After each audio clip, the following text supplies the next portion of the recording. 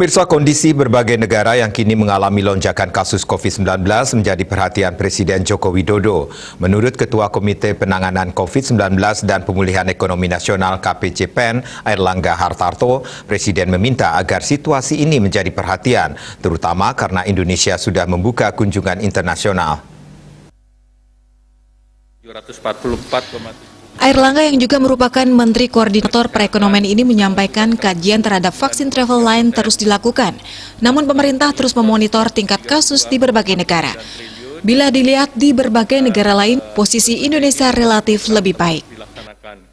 Kemudian Bapak Presiden meminta terkait dengan kunjungan untuk diperhatikan, terutama memperhatikan kondisi di berbagai negara lain dan kajian terhadap vaksin travel line terus dilakukan, namun pemerintah terus memonitor tingkat kasus di berbagai negara.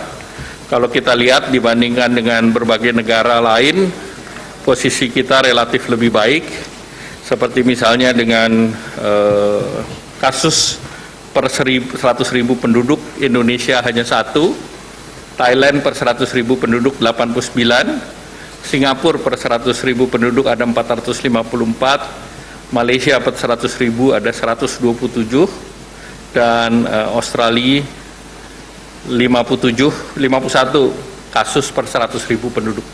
Sehingga tentu kita akan terus memonitor kondisi sebelum dilakukan pembukaan. Di Indonesia, penanganan pandemi COVID-19 secara nasional terus menunjukkan perbaikan. Dari segi asesmen, di luar Jawa Bali tidak ada provinsi yang menjalani PPKM level 4. Di level 3 ada beberapa provinsi, sedangkan 25 provinsi menjalani level 2 dan 2 provinsi di level 1. Bali Post melaporkan.